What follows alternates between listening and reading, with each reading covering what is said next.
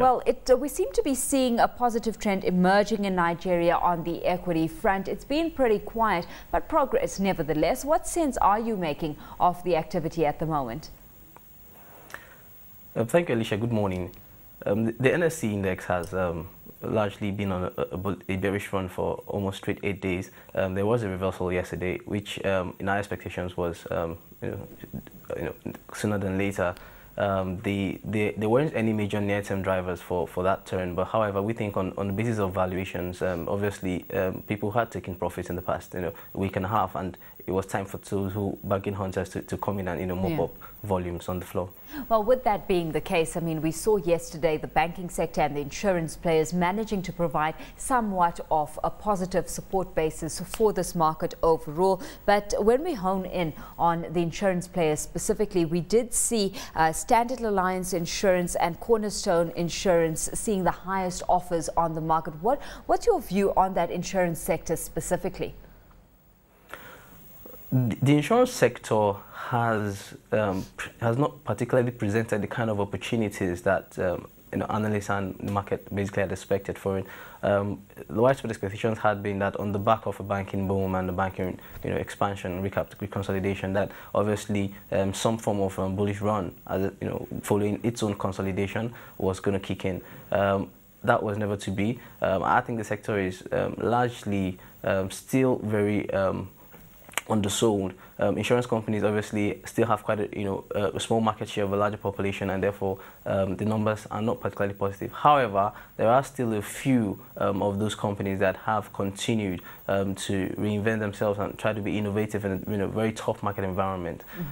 Some of the numbers have been pretty positive. We've got GT Assurance that has obviously come into the fray and has begun to present new and innovative ideas. Standard Alliance is another insurance company that has strong reputation, strong operational benchmark, driven by proper management, and obviously we're beginning to see some interest in those stocks.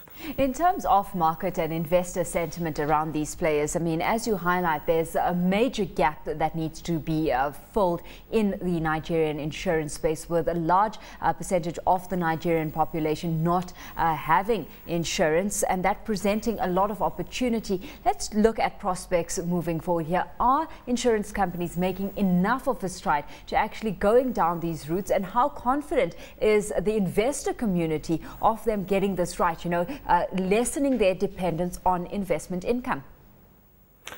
Alicia, that is a very correct assessment. I think part of the challenge with the Nigerian environment typically is that, and this is widespread, insurance is typically seen as a luxury good.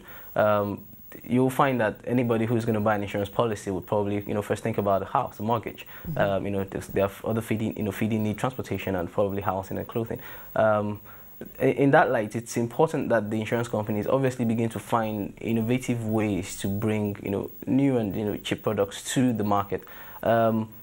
We think something that's happened recently has been some kind of alliance between almost about 10 of them to embark on some kind of sensitization of the market space to get people to understand the importance of an insurance policy, and that has begun to yield some kind of dividend. But I think on the overall, I think there are other key things that obviously weigh down the sector. One was obviously the perception that policies or claims won't get paid, and that has begun to change. But we think overall there is quite some room for growth, but that's going to take a while. Well, specifically considering that, as you highlighted, insurance is seen as a luxury good, let's move attention then to discretionary spend, because the brewery sector index was the least performing sector yesterday. We saw a loss of just over 1% filtering through. Guinness coming down close on 2%, and that the major driver of the negative performance on that sector in yesterday's session. What's your view on the breweries and their potential moving forward? The Nigerian brewers, in our books, are a wealth-preserving group. They have largely remained resilient to whatever negative sentiments the market has seen in the space of the past year. There has continued to be demand for their products. much against the expectations of what you would expect to be some kind of cutback on discretionary spending when there is some kind of a recession.